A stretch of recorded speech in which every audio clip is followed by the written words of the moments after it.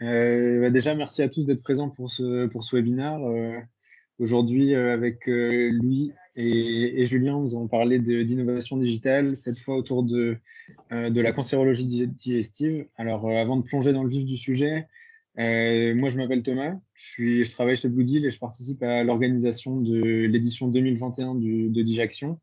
Donc, pour vous donner un peu de visibilité, Blue Deal, c'est un cabinet de conseil qui est spécialisé dans les maladies rares et les thérapies innovantes. Et en fait, Blue Deal est persuadé que c'est en stimulant les rencontres qu'on va réussir à développer l'innovation. Et c'est à ce titre que Blue Deal s'est investi dans le Dijaction. Et donc, ce webinaire s'inscrit également dans cette perspective de rencontre en faisant intervenir des acteurs de différents horizons. Julien, qui est praticien hospitalier en clinique, gastro-entérologue et pathologue, et Louis, qui est pharmacien et porteur de projet de l'édition porteur de projet à l'édition 2020 de Dijaction. Donc, le Dijaction, pour revenir dessus, c'est un programme d'innovation dédié aux maladies digestives. Et la deuxième édition se tiendra, comme le disait Stéphane tout de suite, le week-end du 18 au 20 juin. Donc l'année dernière, ça se déroulait en physique à Paris. Cette année, la décision a été prise à cause des restrictions sanitaires de faire cette édition en 100% digital. Donc comme le disait Stéphane, ça ouvre de nouvelles portes. Hein. Pas seulement l'édition n'est pas seulement pas réservée, mais elle ne se déroule pas à Paris. Donc, toute la France et les pays francophones également sont invités à y participer, ce qui ouvre également de nouvelles possibilités de rencontres. Et également, de nombreux prix seront décernés, des prix d'accompagnement et des prix financiers. On reviendra peut-être plus tard dans la présentation à la fin, notamment sur le déroulement de Dijaction. Mais pour l'instant, je vais laisser Julien et Louis se présenter rapidement avant de passer à leur présentation et au webinaire en lui-même. Donc, merci Louis. Bonjour à tous. Déjà, merci à Blue Deal et au Dijaction de m'avoir invité et de m'avoir donné cette opportunité de participer à ce webinaire. Donc, moi, je suis Julien Azartig, je suis gastro-entérologue de formation avec une surspécialisation en cancérologie digestive. Donc, je suis actuellement chef de clinique assistant à l'hôpital Ambroise Paré à Paris et je travaille une demi-journée par semaine à l'Institut Curie-Saint-Cloud.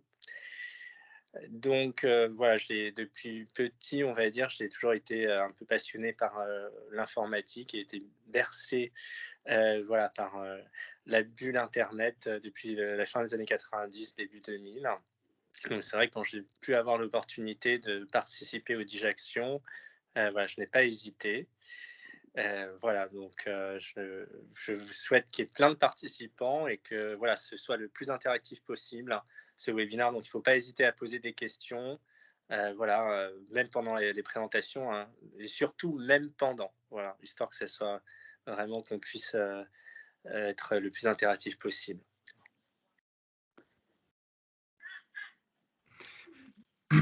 Donc moi, Louis Frégnac, je suis enchanté tout le monde. À l'instar de Julien, je remercie Blue Deal pour ce webinaire.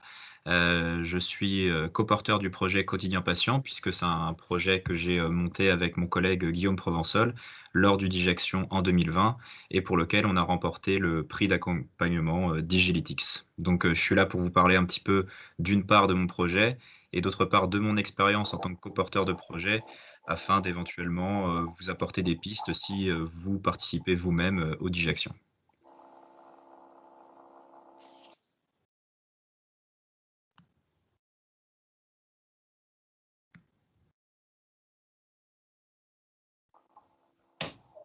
Bonjour. Bonjour. Oui, bonjour, Daniel Mesure. Bonjour Daniel. Alors, Thomas, je te laisse faire la transition sur poser des questions à Julien. T'es en mute. Ouais. Alors, je veux bien que tu passes à la diapositive suivante, s'il te plaît, Stéphane. Voilà, donc Julien, tu nous parlais un petit peu de cette roue qui peut introduire en fait toutes les innovations digitales et surtout à quel moment en fait de la prise en charge d'un patient atteint de cancer, elles peuvent intervenir. Je te laisse en parler peut-être un peu plus en détail. Oui, alors, donc là, on va dire que sur cette roue, il y a les principaux axes des développements digitaux en cancérologie digestive. Donc, la première chose, évidemment, ça va être donc, dans le cadre de la prévention. Donc, par exemple, sur les maladies digestives, il y a un examen phare dans la prévention du cancer colorectal qui est donc la coloscopie. Donc, c'est un examen qui est fait sous anesthésie générale qui nous permet de voir tout le côlon. Et pour que cet examen soit le plus optimal possible, il faut absolument que le côlon soit propre, c'est-à-dire soit bien préparé. Et malheureusement, ça nécessite la prise d'une potion magique, entre guillemets, qui n'est pas d'un goût faramineux. Et donc, les patients, parfois, ont du mal à la prendre et ça donne des préparations qui sont médiocres, voire carrément désastreuses. Donc, par exemple, en termes d'innovation, il y a une équipe espagnole qui a mis au point une application mobile pour aider le patient à prendre sa préparation colique. Donc, c'est une application interactive avec des rappels de quand il faut prendre la préparation, les modalités de la préparation. Il y a aussi des photos de côlon plus ou moins bien préparés. Donc ça peut être tout à fait un axe qui est important, la prévention. Et ça permet notamment d'éviter de passer à côté de polypes qui sont des lésions précancéreuses, voire de cancers débutants. Donc, le premier axe, c'est la prévention. Ensuite, nous avons un autre axe qui est indiqué, qui est le diagnostic. Alors, en termes de diagnostic, comme exemple, je prendrais par exemple tous les logiciels de machine learning, d'intelligence artificielle, de reconnaissance d'images, que ce soit en radiologie, pour détecter par exemple des cancers digestifs à partir de scanners, des cancers du foie, des cancers du pancréas, ou aussi à partir de prélèvements de cellules tumorales. On a des dispositifs qui permettent de reconnaître les cellules tumorales. Et ce que ça montre, c'est que ces dispositifs, quand c'est des cas typiques de cancer, ils reconnaissent mieux que l'humain et surtout, ils nous font gagner beaucoup de temps. Ils peuvent traiter un grand nombre de données et donc accélérer la prise en charge et surtout libérer du temps médical. Donc ça, c'est voilà, cet exemple-là qui me paraît assez important dans le diagnostic. Ensuite, en termes de suivi de traitement, donc, quand quelqu'un a un cancer, un des traitements, outre la chirurgie, il y a aussi la chimiothérapie. La chimiothérapie qui implique de venir régulièrement à l'hôpital et d'avoir non seulement à la fois une réduction de la taille de la tumeur, c'est le but, mais malheureusement des effets secondaires qu'il faut gérer. Donc ces effets secondaires, ils sont expliqués par le médecin cancérologue digestif. C'est ce que je fais régulièrement durant mes consultations. Mais le problème, c'est que on voit le patient, on va dire, après la première cure et puis au bout de 2 mois. Et entre-temps, il va être vu uniquement par les infirmières ou les médecins d'hôpital de jour. Mais les cures sont tous les 15 jours en moyenne et pendant ce temps-là, le patient peut avoir de gros troubles digestifs ou de gros effets secondaires. Eh bien, il y a des applications mobiles de suivi des effets indésirables de chimiothérapie qui sont en cours de développement. Par exemple, en Ile-de-France, il y a Mon Appli Chimio. Et il y a aussi une étude américaine qui a montré qu'il y avait une augmentation de la survie médiane globale, c'est-à-dire que les patients vivaient plus longtemps quand il y avait un suivi électronique par une application. Là, c'était un site web dans le suivi de ces effets indésirables. Donc, c'est un autre axe qui est aussi très important, c'est le suivi alors, des effets secondaires de chimiothérapie. Ensuite, une fois que le patient a été traité, on entre dans une phase de surveillance de sa maladie. La surveillance, classiquement, c'est un scanner, une consultation et une prise de sang tous les 2 à 3 mois. Le problème, c'est qu'il y a des récidives qui peuvent avoir lieu, par exemple, le lendemain de la réévaluation du scan par consultation au scanner. J'exagère en disant le lendemain, mais très peu de temps après. Du coup, le patient va être obligé d'attendre 3 mois à la nouvelle réévaluation pour avoir le diagnostic de récidive. Alors, il y a une solution qui a été développée par une start-up israélienne qui s'appelle MoveCare et qui a eu donc l'autorisation de la HAS, l'autorisation de remboursement, pour détecter les récidives de cancer du poumon. C'est-à-dire que le patient, concrètement, il installe son application mobile sur le téléphone et toutes les semaines, il va avoir des questions sur l'essoufflement, sur la perte de poids, la perte d'appétit. Et il répond toutes les semaines et quand il y a une augmentation, on va dire, de la fatigue, de l'essoufflement ou d'autres paramètres cliniques, il va y avoir un mail ou un SMS d'alerte qui sera envoyé au cancérologue qui s'occupe du patient pour dire attention, il y a un risque de récidive, il faut le voir plus rapidement. Donc on constate que ça a permis une augmentation de la survie aussi chez ces patients qui sont suivis par ces dispositifs-là. Ensuite, on a l'éducation. Alors, l'éducation, je vais vous parler d'un projet qui m'est un peu plus personnel, qui a été ma thèse de médecine, qui est l'application mobile GastroHelp, qui est une application mobile dédiée aux internes d'hépatogastro-entérologues que je développe depuis maintenant plusieurs années et qui, j'espère, verra le jour dans un futur proche. Donc, concrètement, c'est le livre qu'on a de prise en charge en gastro-entérologie, le livre de poche. Là, l'idée, c'est de le mettre dans une application mobile et que ça soit un guide pratico-pratique. Et enfin, je vais passer sur la recherche.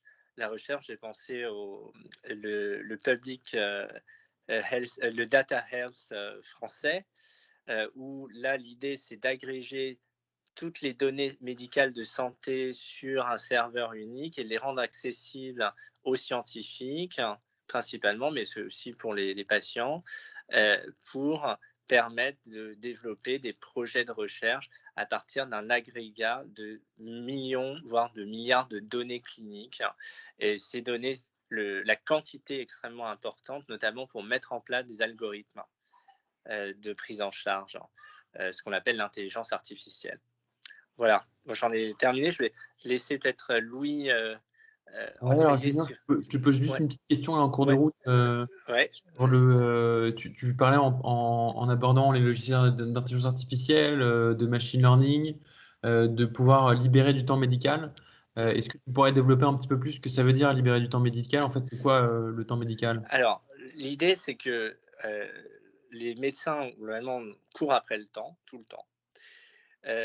Donc, par exemple, un médecin qui va regarder des lames au microscope, des lames de prélèvement d'une suspicion de tumeur, par exemple, ça va lui demander du temps de couper au bon endroit le prélèvement, de repérer la cellule tumorale au microscope, parce qu'elle peut être, il faut bien imaginer que c'est vous avez une surface que vous regardez au microscope, donc vous bougez la lame un peu à gauche, un peu à droite, en haut, en bas, pour couvrir toute la lame. Et l'idée de ce logiciel d'intelligence artificielle, c'est qu'il va tout de suite vous surligner les points d'intérêt. Il va vous entourer en rouge, vous dire là, probablement, il y a une cellule tumorale. Donc vous allez pouvoir plus rapidement aller sur la zone d'intérêt et donc gagner du temps. Pour un radiologue, au lieu de regarder, de balayer toutes les images, là, par exemple, il pourra se pencher plus rapidement sur la zone d'intérêt. Et du coup, ce temps-là, ça sert à la fois à augmenter le volume de diagnostic qu'on peut donner, la précision, mais aussi du coup laisser plus de temps au médecin pour interagir avec son patient. Exactement, c'est exactement ça. C'est-à-dire, par exemple, le radiologue pourra faire plus d'examens, on va interpréter plus d'examens sur une même durée. Le médecin qui regarde les lames de prélèvement pareil pour en interpréter plus. Après, en gastro-entérologie, par exemple, il y a un autre examen qui permet de regarder tout l'intestin grêle, donc qui a été enregistré à partir d'une capsule, qui est une sorte de petite gélule qu'on avale, et ensuite l'enregistrement. Il faut savoir que ça dure à peu près 4 heures, l'enregistrement, et l'interprétation, ça va prendre un peu, au minimum 1 heure de temps médical, ou un peu moins pour les gens très expérimentés. Là, il a été développé un logiciel pour repérer certaines lésions de l'intestin grêle qui ne sont pas des lésions cancéreuses du tout, mais ça permet par exemple de sélectionner les images où il y a cette lésion potentielle. Donc forcément, ça va faire gagner du temps. Donc voilà, l'intelligence artificielle permet de repérer les zones d'intérêt et du coup d'aller plus vite à la case diagnostique, entre guillemets. C'est ça ce que j'appelle libérer du temps médical. Que ce soit aussi bien pour le patient que pour le médecin, et puis ça pourrait aussi libérer du temps personnel pour le médecin aussi. Voilà. Merci. Et j'avais également une petite question pour toi, Julien. À ton avis et à ton échelle surtout, à quel niveau sur cette roue il y aurait besoin d'innovation, de nouvelles choses, quel cran de la roue, entre guillemets, peut pêcher à ton avis?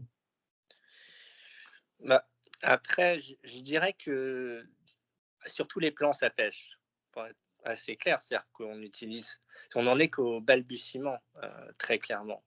On en est vraiment qu'au tout début des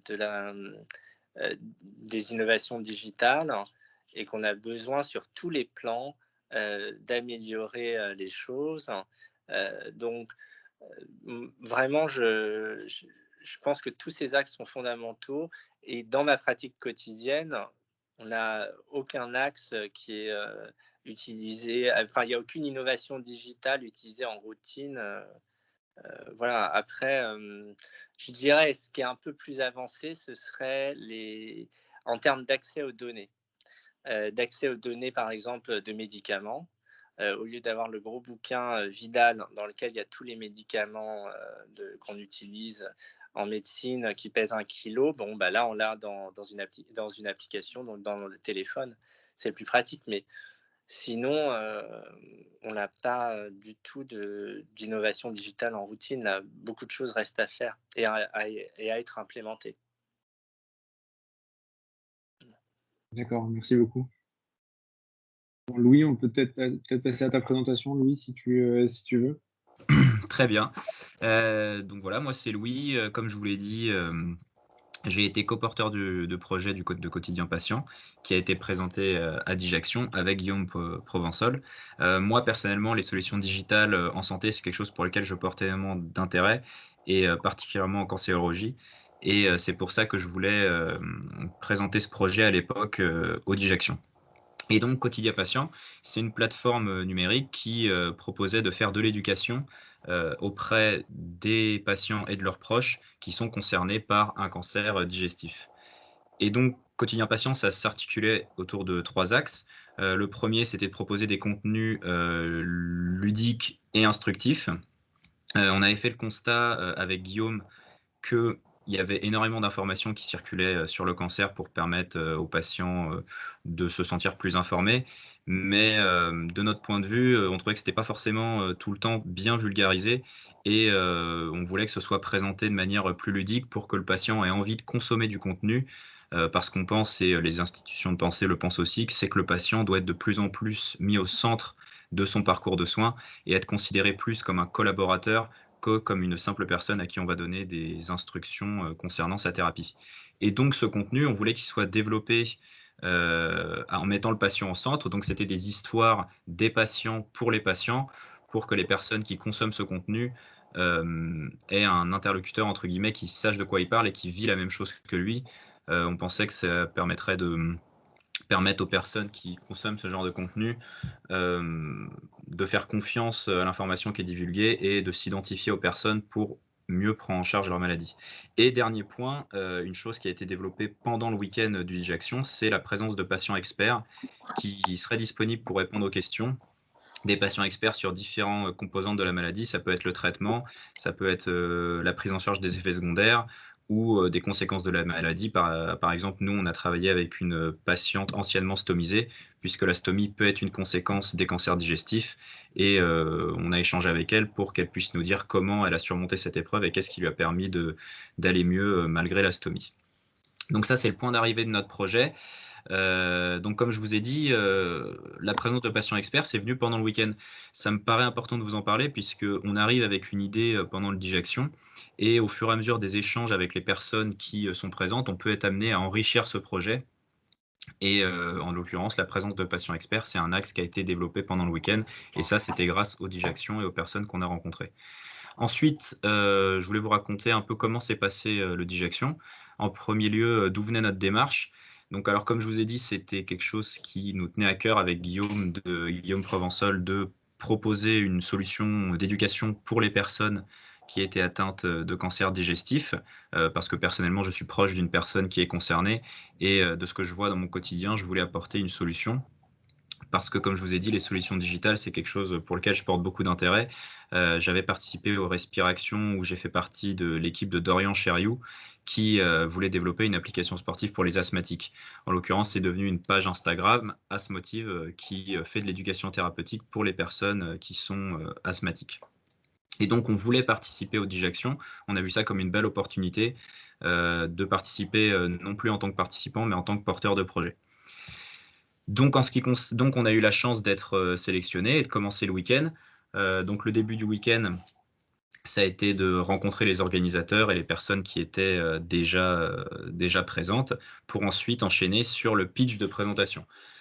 Alors, le pitch de présentation, c'est un élément, à mon sens, déterminant du week-end, puisqu'on a pris conscience que c'était extrêmement important de bien retranscrire ce qu'on imaginait pour notre projet, et de faire prendre conscience aux gens qui voulaient éventuellement faire partie de l'équipe de à quel point ils pourraient être impliqués au sein de Quotidien Patient, puisque on peut avoir un super projet, si on n'arrive pas à bien le présenter, à bien le vendre et à bien faire comprendre aux gens ce qu'on attend du projet, ils vont pas forcément vouloir faire partie de l'équipe.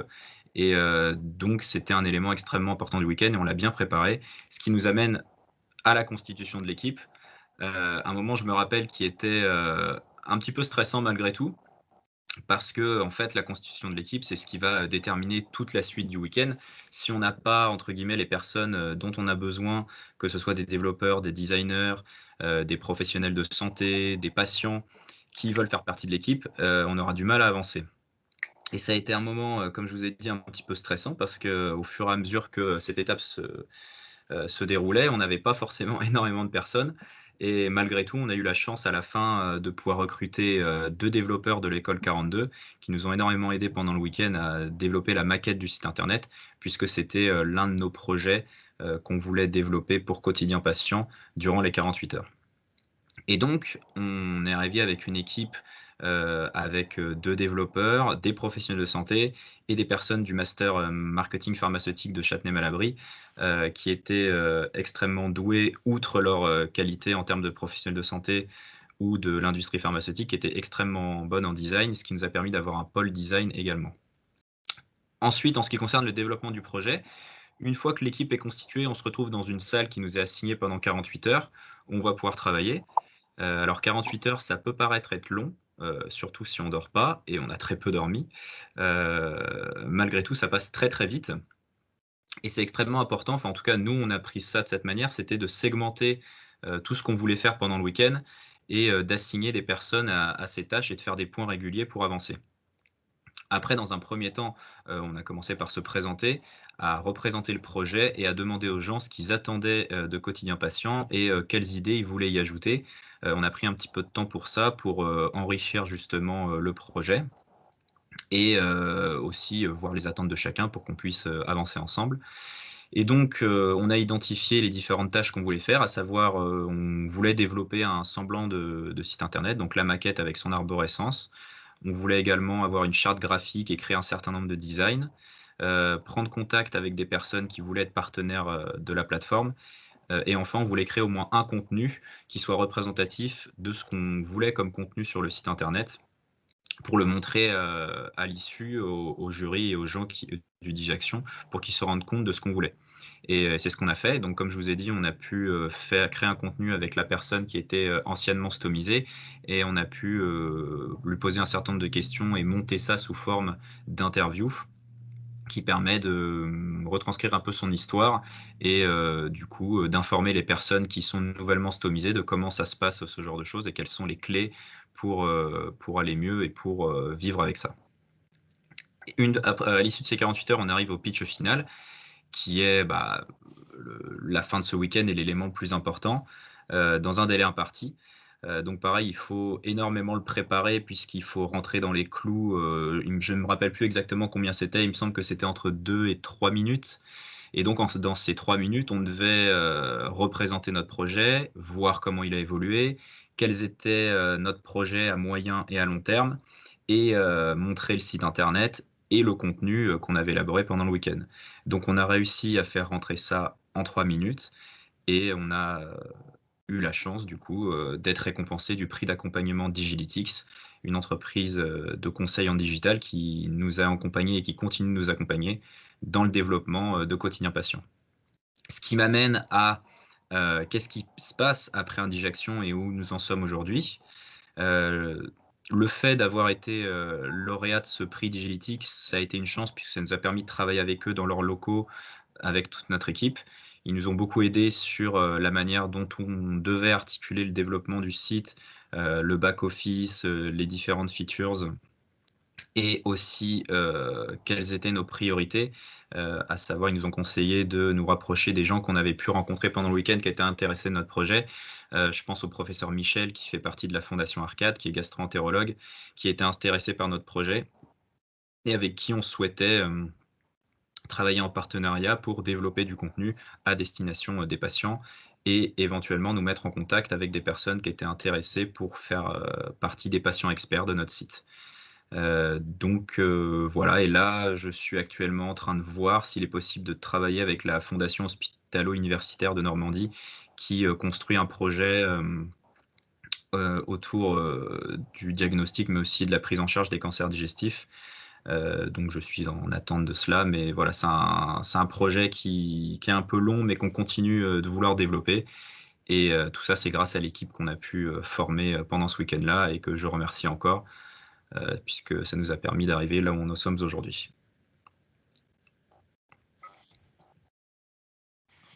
Merci Louis pour ta présentation de Quotidien Patient. Alors là, j'ai une question un petit peu plus pour vous deux, Julien et Louis.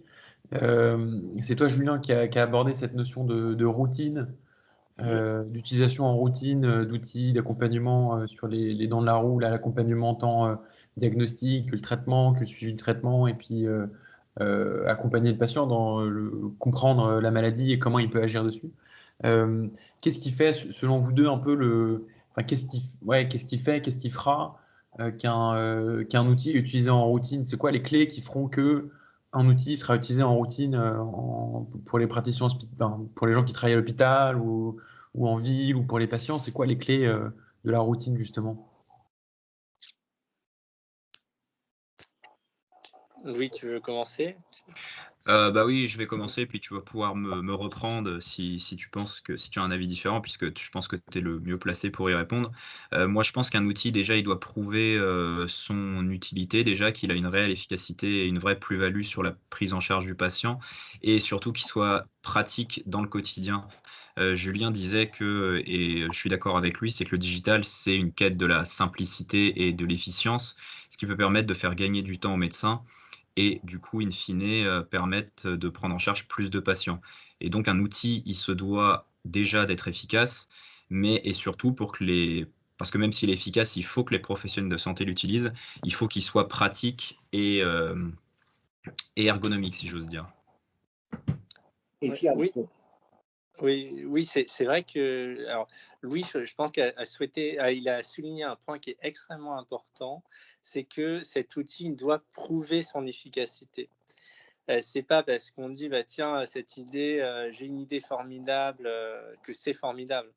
certes, c'est bien de récolter des données de patients et de faire un outil bien léché. S'il y a des choses fausses dedans, si ça induit à des faux diagnostics, ça peut être un outil extrêmement délétère.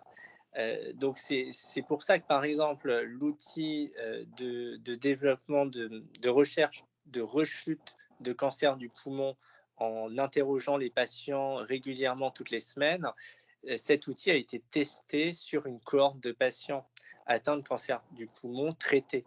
Donc je pense qu'il y a un point qui pêche dans l'innovation digitale, mais qui est en train d'être corrigé, c'est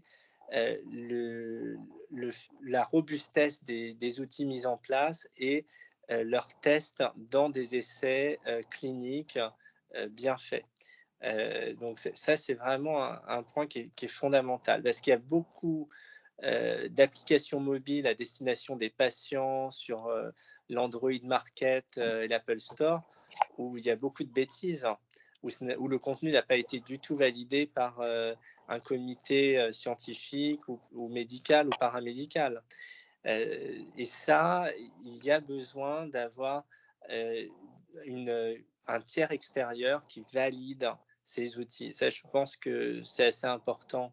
Alors, ce tiers-là, qui ça peut être en fait Est-ce que c'est les médecins qui devraient le valider? Est-ce que c'est d'autres patients qui diraient oui, voilà, moi je suis d'accord? Est-ce que c'est des autorités qui devraient être créées? Qui peut s'emparer du sujet? Enfin, comment est-ce qu'on peut guider les utilisateurs, justement, qu'ils soient patients ou professionnels de santé, dans les outils qui sont proposés aujourd'hui? Alors, c'est vrai que je pense que ce qui est essentiel, c'est ce qu'on appelle la pluridisciplinarité, c'est-à-dire qu'il y ait plusieurs acteurs qui se mettent autour de la table pour évaluer un outil. Les acteurs, par exemple, là aujourd'hui, il y a Louis qui est pharmacien, moi qui suis médecin, il y a des associations de patients qui sont présents aussi, il y a probablement des informaticiens. Je pense que c'est extrêmement important qu'il y ait cette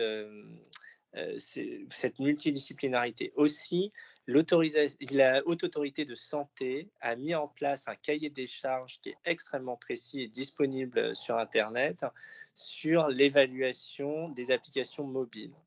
Avec vraiment, c'est un cahier des charges, j'allais dire draconien, quoi. Tout est détaillé et ça va du contenu, en passant par la protection des données personnelles, est-ce que c'est bien sur un serveur sécurisé s'il y a des données de patients, jusqu'à les aspects légaux des conditions générales d'utilisation, par exemple. Donc, l'HAS a mis en point vraiment un guide très précis, assez indigeste, mais qui doit se voir comme un dictionnaire, on va dire.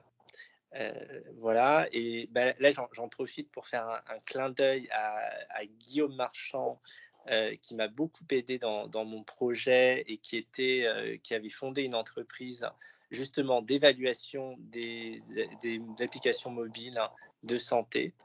Son entreprise s'appelait DMD Santé, et donc là il a refondé une autre entreprise. Mais voilà, il y a des acteurs qui se sont intéressés à ça, et je pense que c'est vraiment fondamental. Louis, est-ce que tu veux rebondir sur les propos de Julien? Non, je suis tout à fait d'accord. Il faut que ça prouve son efficacité. C'est d'ailleurs toute la problématique qu'il y a en ce moment, et c'est pour ça qu'il y en a très peu. L'exemple qu'a dit Julien de cette application, par exemple, c'est la première, et si je dis pas de bêtises, encore la seule qui a eu l'autorisation de la HAS et qui a eu des fonds, ou en tout cas il y a peut-être un système de remboursement, parce que ça a prouvé son efficacité. Le fait de la surveillance post-rémission, ou en tout cas des personnes atteintes de cancer du poumon, le fait de surveiller la fatigue, l'essoufflement, ça a prouvé que ça pouvait éventuellement prendre en charge plus rapidement et d'améliorer la survie. Alors je sais plus, Julien, je dis peut-être une bêtise, mais je crois que ça avait prouvé que ça pouvait l'améliorer jusqu'à 6 mois de plus. Oui, 7,6. Ouais, 7,6, ce qui est assez considérable dans des personnes touchées par le cancer du poumon. Et donc, comme disait Julien, c'est très important que ces applications prouvent leur efficacité, et une fois qu'elles ont prouvé leur efficacité, on peut les mettre sur le marché et les mettre à disposition soit des les patients ou des professionnels de santé. Alors, du coup, moi, je vous repose la question sur l'efficacité. Effectivement, c'est assez facile. Enfin, on peut revenir, si je me remets là-dedans sur la roue, sur la partie suivi du traitement, surveillance. On peut projeter un peu enfin, disons, on peut mettre en place des trucs très, très solides, des études sur la survie, des choses comme ça. Je sais que c'est un problème qu'on peut aussi, nous, rencontrer, Bloody, là, plus avec la casquette maladie rare. Mais voilà, il y a des solutions qui ont du mal à tout de suite montrer un impact sur de la survie. Du coup, pour ces autres outils, ils sont plus de l'éducation, accompagner la recherche, la prévention. À quoi est-ce qu'on peut réfléchir pour mettre en place? Est-ce que c'est pas tout de suite commencer à utiliser et puis ensuite, au fur et à mesure, récolter des données en vie réelle et puis commencer à alimenter? Est-ce que la structure de d'abord on teste et ensuite on déploie, on doit la garder ou est-ce que c'est quelque chose qu'on peut peut-être voir un peu différemment pour différents cas? Par exemple, pour prendre le cas de la prévention, là où le digital ou le numérique peut avoir un réel impact, alors c'est quand même malgré tout à prendre avec des pincettes, mais c'est l'étude du génome. Il y a des choses qui sont mises en place aux États-Unis pour, en analysant le génome, savoir s'il y a un surrisque qui peut permettre l'apparition de cancer, et donc chez les personnes où c'est identifié, de leur permettre de faire des tests pour dépister, voilà, c'est ça, les cancers plus rapidement. Après, ce genre de choses, tu disais, il faut d'abord tester et voir l'efficacité. C'est quelque chose qu'il faut faire extrêmement attention, puisque ce genre de données, c'est des données extrêmement sensibles, les données sur le génome, qui, si elles ne sont pas extrêmement sécurisées, peuvent être entre des mains qui ne sont pas forcément les bonnes. Je pense notamment aux assurances. C'est pour ça qu'en France, c'est toujours interdit de faire analyser son génome. Malgré tout, on peut y voir une piste et éventuellement tester ce genre de choses en sécurisant énormément les données de santé pour permettre d'identifier les personnes qui sont le plus à risque de développer un cancer et donc de mettre en place des dépistages plus précoces afin d'éviter la survenue que ce soit d'un cancer colorectal ou d'un cancer du sein chez les personnes concernées. Donc ça, c'est il y a la prévention, mais sur tous les éléments, il y a des choses qui sont faites et il y a un potentiel inimaginable. Et bon, pour compléter ce que disait Louis, je pense que alors, il y a des travaux gigantesques sur le génome, mais il y a aussi des choses beaucoup plus simples en termes de prévention. Ce serait, par exemple, de mettre en place des innovations qui permettent aux gens de faire plus d'exercice physique, de perdre du poids et de boire moins. Je pense à de l'alcool, par exemple. Ne serait-ce que rien que ça, ça permettrait déjà d'avoir un réel impact, hein, ou de faciliter l'utilisation d'outils existants. Je pense par exemple, il y a des kits, enfin des outils de dépistage de consommation excessive en alcool. Voilà, c'est quelques questions que le médecin généraliste doit poser. Si vous mettez en place un outil digital, par exemple, que le patient va remplir lui-même en ligne, je ne sais pas, même un ajout dans Doctolib avant une consultation d'addicto ou chez un médecin généraliste, au moins le médecin G, il a tout de suite la réponse. Il dit, tiens, lui, c'est vrai qu'il a l'air de boire un peu trop, je vais axer ma consultation sur sa consommation d'alcool. Voilà, pareil, des trucs tout bêtes, j'ai envie de dire. Donc voilà. C'est aussi ces petites choses qui, comme vous le disiez tout à l'heure, qui peuvent aussi faire ces outils qui sont intégrés dans la pratique. C'est des petits pas. Exactement.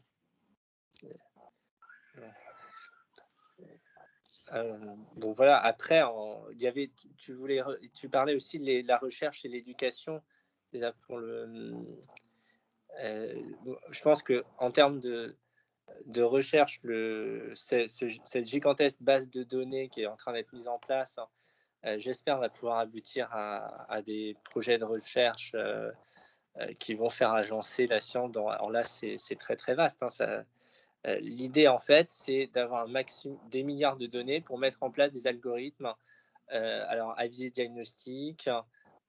Voilà, si tout le monde met, je ne sais pas moi, les photos de polypes dans cette gigantesque base de données, peut-être que quelqu'un, un gastro ou un chercheur, va mettre en place un logiciel de détection des polypes pour faire la différence entre les polypes bénins qui ne se cancérisent jamais et des polypes malins qui se cancérisent, par exemple.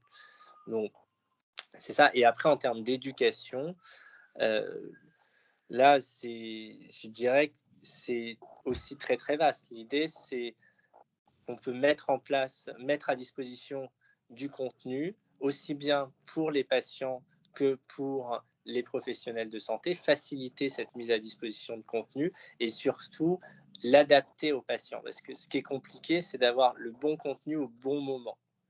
Les patients en cancérologie digestive, quand on leur fait le diagnostic de cancer et qu'on leur dit va y avoir la chimio, ma consultation de chimio, elle va durer 3/4 d'heure. Ils vont être bombardés de données. Moi, je leur dis, il faut venir avec quelqu'un parce que le patient est sous le choc de l'annonce, il ne va rien retenir du tout, à part qu'il a un cancer. Heureusement, il y a le proche qui, lui, va prendre des notes.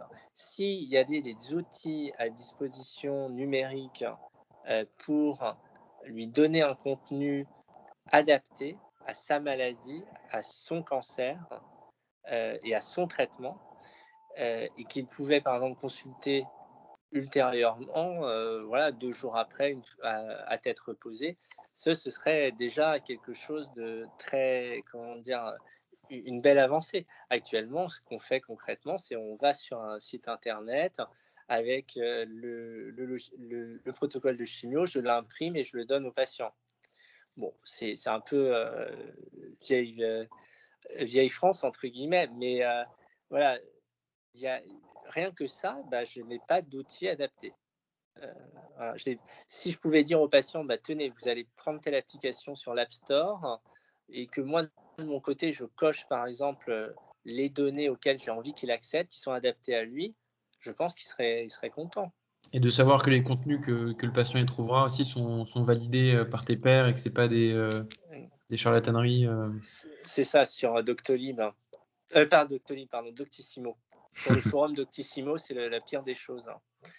Enfin, sans vouloir dire du mal de cette entreprise qui est très bien, il y a du très bon contenu dessus, mais le contenu du forum, des fois, peut être inadapté.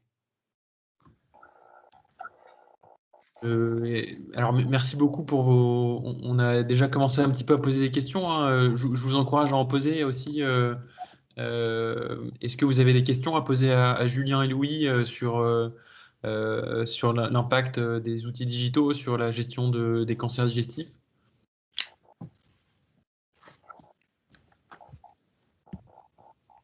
Non, alors je vois pas de questions. Je vous laisse peut-être un petit moment pour les tapoter, ou n'hésitez pas à prendre le micro si vous préférez.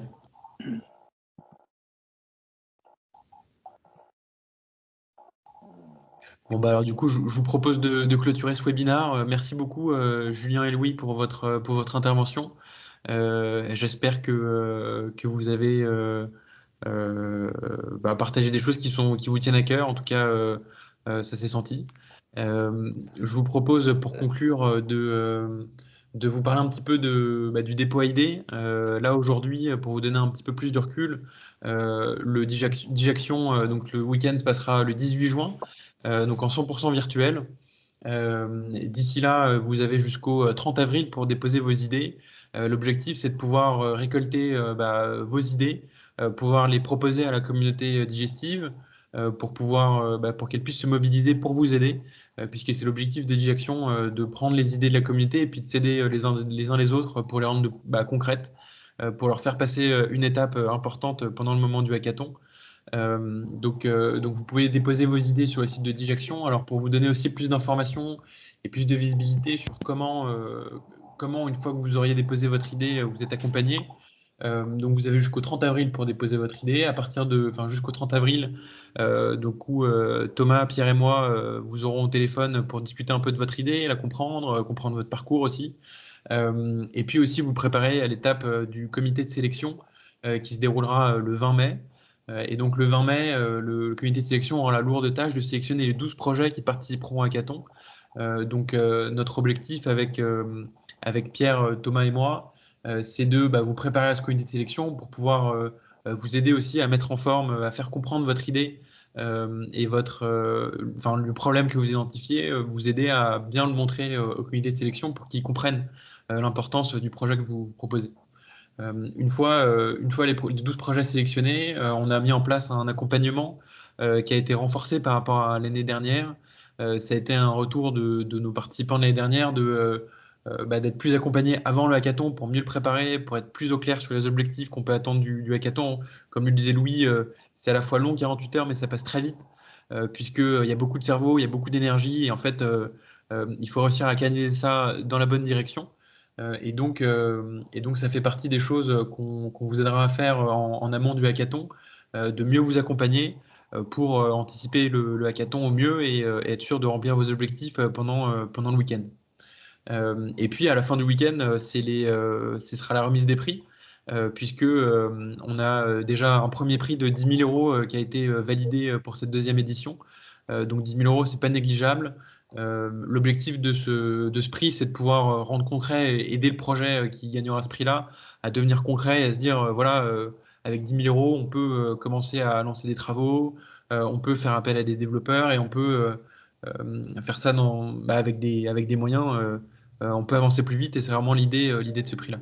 Il y aura d'autres prix d'autres prix sont encore en cours de discussion.